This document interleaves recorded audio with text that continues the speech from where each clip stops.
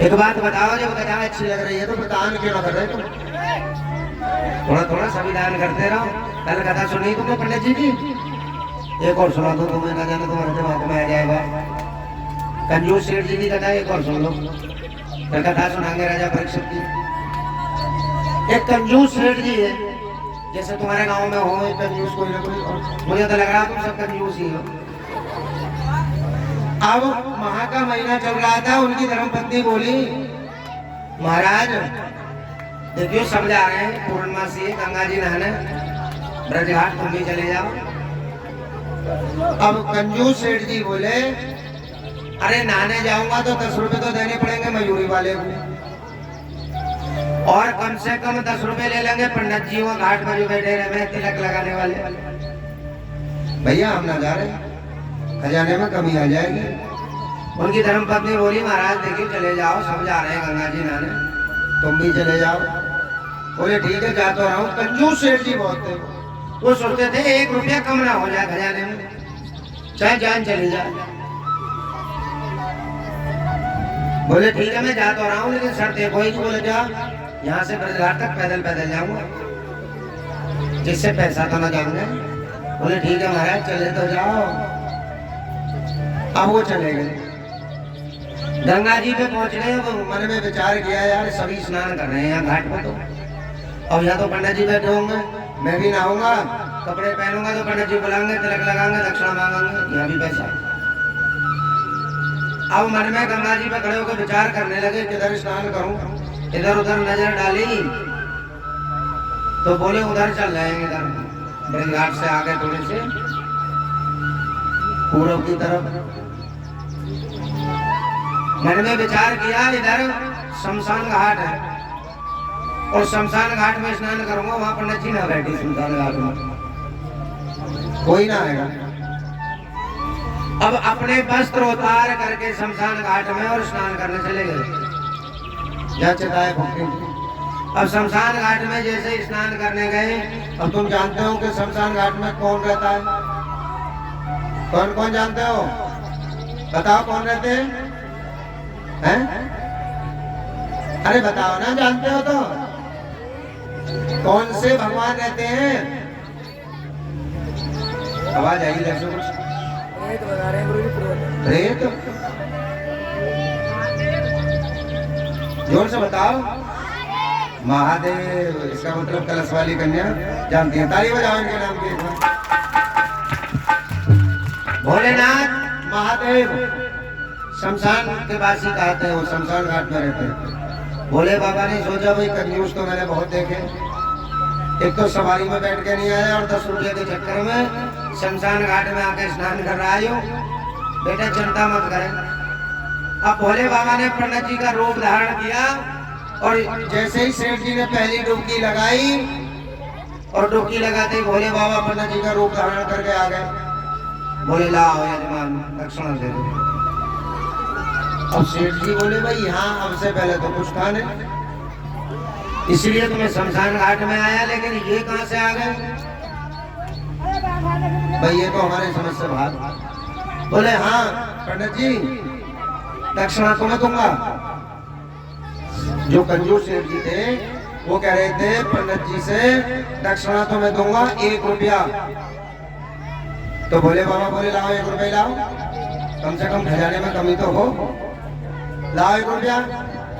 तो सेठ जी बोले उधार परसों दूंगा, आज भी रहता है वो। आज हाँ तो मैं खाली आता हूँ, बिल्कुल 1 रुपया दूंगा, परसों घर आ जाइए। अब सेठ जी ने सोची 1 रुपया के पीछे गाय को पंडित जी आ रहे हैं 10 किलोमीटर। अब ये पता नहीं थी कंजूस सेठ जी को वो पंडित जी ना हो तो भोले बाबा। अब 3 दिन के बाद भोले बाबा पंडित जी का रूप धारण करके सेठ जी के दरवाजे पर पहुंच गए। बोले आलात निरंजन। अब सेठ जी बोले सेठानी से देखता आओ कौन आ गए दरवाजे पर। सेठानी गई, बोली महाराज कोई पंडित जी नजर आ रहा है। बोले पंडित जी? अब सेठ जी समझ गए वही पंडित जी है। तो सेठ जी बोले सेठानी से एक काम करो, इनसे ये कह दो जाके पंडित जी से कि सेठ जी बीमार हो गए। अब सेठानी बोली पंडित सेठ जी मुझे तो बताओ तुम ऐसे बहाने क्यों कर रहे हो? तो सेठ जी बोले तुम कहो तो सही जाएंगे। अरे 1 रुपया देना पड़ जाएगा, जाओ जाके तो। अब सेठानी नहीं बोली पंडित जी पाला को। अब भोले बाबा बोले राजी रहो, बताओ। बोली बताऊंगा, हमारे सेठ जी तो बीमार हो गए। अब भोले बाबा बोले बीमार हो गए? बोले हाँ। तो रुक जाओ, गांव में से डॉक्टर के वाला हूँ अच्छे से, कोई कम से कम 2-4 जब इंजेक्शन लगेंगे सेठ जी के पता तो चलेगी झूठ माट को बीमार हो गए। सेठानी आई बोली सेठ जी वो तो डॉक्टर लेवाने गए। सेठ जी बोले हैं डॉक्टर लेवाने चले गए। तो सेठ जी बोले यार बुखार नहीं कुछ नहीं, कभी ऐसा ना हो और इंजेक्शन ठुकने शुरू हो जाए। अब डॉक्टर लेके आ गए भोले बाबा और दरवाजे पे आवाज लगाई कि कहाँ गए सेठ जी? तो सेठ जी बोले सेठानी से क्या देखते ही हो जरा। अब सेठानी आई, सेठानी बोली वही पंडित जी हैं, वो डॉक्टर संग है। अब सेठ जी बोले एक काम करो, ऐसे बात बनेगी ना। बोले और तुम रोने को नाटक करना शुरू कर दो। बोले हैं तुम रोने लगाओ पंडित जी को देख देख के। और पंडित जी पूछा ना कि क्या हो गया, तो बता देना कि सेठ जी तो मर गए। किस्सा खत्म। चले तो जाएंगे वापस लौट के। अब सेठानी रोने का नाटक शुरू कर दिया, रोने लग गए, जोर जोर से रो गए। पंडित जी बोले अरे क्यों रो रही हो, क्या बात हो गई, बात तो बताओ। चुप जाओ पहले, बात बताओ। बोले क्या बताऊं, कल तक मैं ये कह रही थी पंडित जी बीमार है सेठ जी, लेकिन पंडित जी सेठ जी तो मर गए। बोले बाबा बोले मर गए? बोले हाँ मर गए। बोले बाबा बोले चुप हो जाओ तुम थोड़ी देर। अब जब मर गए तो भाई मर तो गए हैं, अब क्या करें? तो भोले बाबा बोले रुक जाओ, तुम थोड़ी बहुत देर रोती रहो, मैं काम से 10-5 आदमी तो लेवा लाऊं कम से कम, जो इन्हें शमशान घाट तक ले चलेंगे। अब तो सेठानी के पेट में बाने आगे बोली महाराज ये पंडित जी तो पक्के पे हैं, ये तो यूं कह रहे हैं 4-6 आदमी लेवा लाऊं। बोले आदमी लेवाने गए हैं? बोले हाँ। अब 4-6 आदमी लेवा लाए भोले बाबा। बोले भाई सेठ जी मर गए। अब सेठ जी ने कहा कि सेठानी से कि देख भाई सेठानी सुन, मैं तो कर रहा हूँ मरने का नाटक, सांस भर लिया मैंने तो, और तू रोती ही रही है बिल्कुल, जब तक मैं ना बोलूँ ना बोली चुप मत होइए, रोती रही है। बोले ठीक है महाराज। और सेठानी रोना शुरू कर दिया। भोले बाबा बोले गांव वालों से कि भाई इनकी अर्थी बनाओ सेठ जी की। अब घर के बाहर सेठ जी की अर्थी बननी शुरू हो गई, अर्थी बनाने लग गए।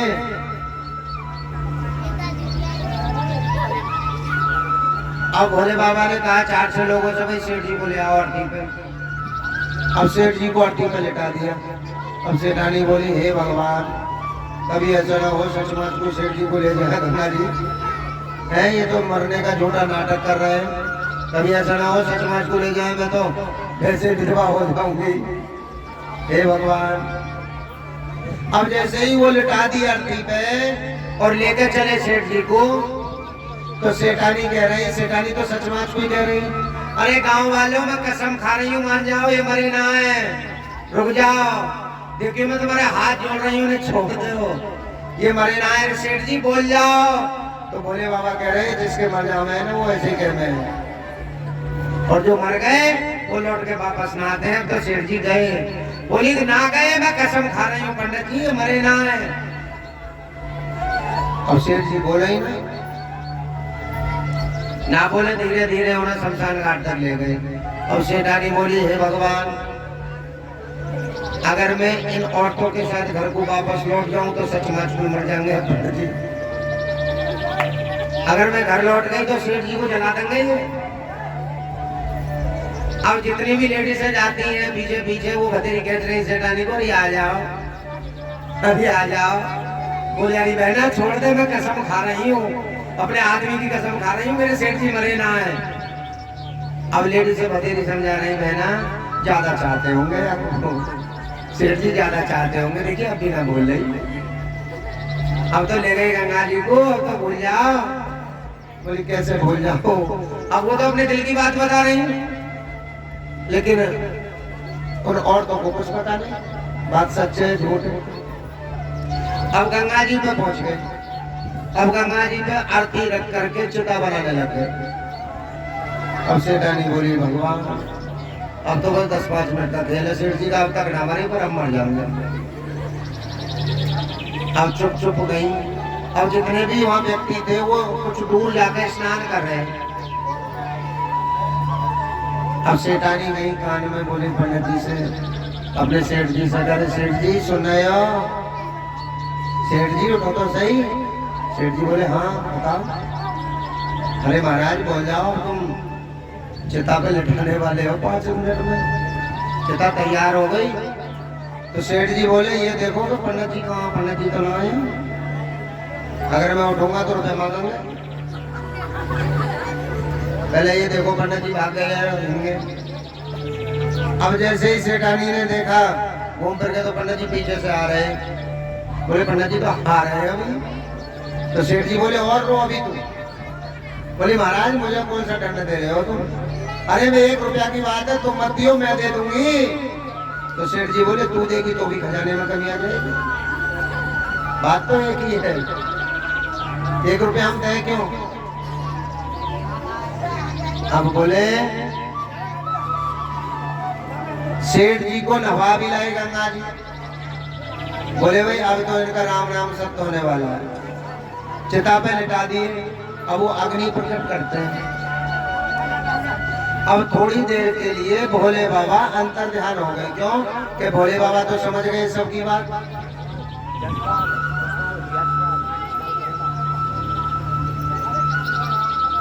हेलो, और ये गुदाना के रहने वाले यशपाल सिंह, ये भगवान की कथा में 101 रुपए दे रहे हैं। बोलो चामुंडा मैया की।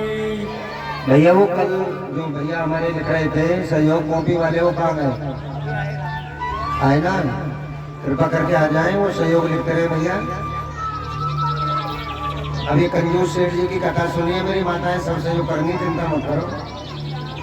और ना करेंगी तो तुम जानो तो भोले बाबा। हाँ।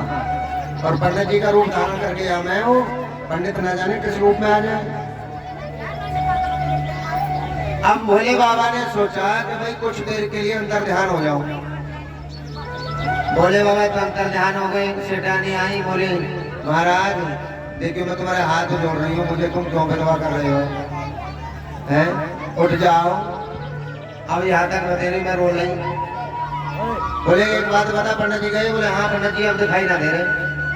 अब सेठ जी जैसे ही चिता पे से उठे तो गांव वाले तो वैसे भाग गए कि भैया सेठ जी भूत बन गए, भूत बन गए। अब चिता पे से उठकर चल दिए सेठ जी, भूत बन गए भैया, भक्ति पर गई गांव के भगली।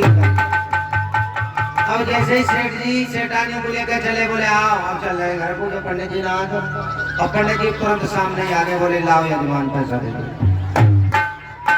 1 रुपया दे दो। बोले हे भगवान तुम कैसे आ गए? तो भोले बाबा जो पंडित जी का रूप धारण कर रखा था ना, पंडित जी बोले यजमान अब 1 रुपया नहीं बेटा 4000 रुपये तो उन्हें दे जो तेरे क्रियाक्रम का सामान आया है। बांस भी आए, पार्टी भी आई, सामग्री भी आई, घी भी आया, कफन भी आया। ये गांव वालों से तो लिए मैंने उधार। अभी ना कौन देगा जब तू जीवित हो गया था। जब तू जिंदा है, मर जाता तो चल माफ हो जाते, लेकिन तू जिंदा है तो इन्हें भी तो 4000 रुपये तू ही देगा। ला पहले तो 4000 रुपये ला, और 4000 के बाद हम मेरी दक्षिणा दे 1 रुपया। तो बोले बाबा बोले भाई देख कंजूस को मैंने बहुत देखे, किसी की मैं भक्ति से प्रसन्न हूँ, कोई लोटा चढ़ा रहा है, कोई कामर ला रहा है मेरे नाम, किसी की तपस्या से प्रसन्न हूँ, कोई भक्ति कर रहा है, कोई भजन कर रहा है, कोई कथा कर रहा है। लेकिन ज्ञानी मैं तेरी कंजूसी से प्रसन्न हो गया, जो तू कंजूसी दिखा रहा है ना, तेरे कंजूसी से प्रसन्न हूँ। बोले भोले बाबा की इसलिए तुम भी कंजूसी मत करो, भोले बाबा ना जाने किस रूप में पैसा ले रहे। दान इसलिए जरूरी है कि जब तक हम दान नहीं करेंगे ना, तब तक हमें मोक्ष की प्राप्ति होने वाली नहीं है। जब हम दान करेंगे, एक एक बात बताओ, हम कितना भी कमाएं, करोड़ कमाएं, अरबों कमाएं, क्या कोई कह सकता है कि जो हम कमा रहे हैं वो हमारी संतान खाएगी? दे सकता है कोई प्रमाण? नहीं बता सकते। और ये कोई जरूरी नहीं है तुम्हारे मर जाने के बाद तुम्हारी धन संपत्ति को कौन कौन खाएगा। कमाई कौन सी है जो मरने के बाद भी इंसान को याद किया जाता है, अरे बड़े अच्छे आदमी हैं, हे भगवान चले गए, बड़े अच्छे आदमी हैं। दूसरी बात, जिस दो हाथों से हम दान कर रहे हैं ना,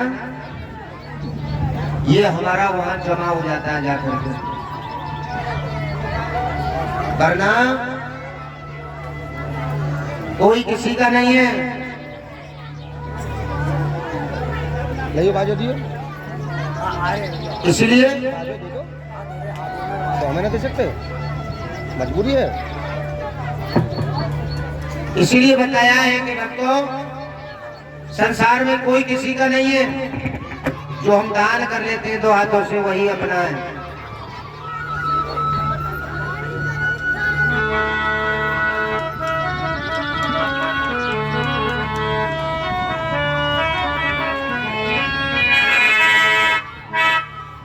बताया है भक्तों,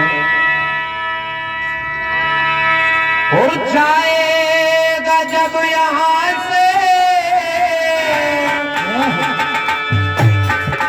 कुछ भी न पास होगा,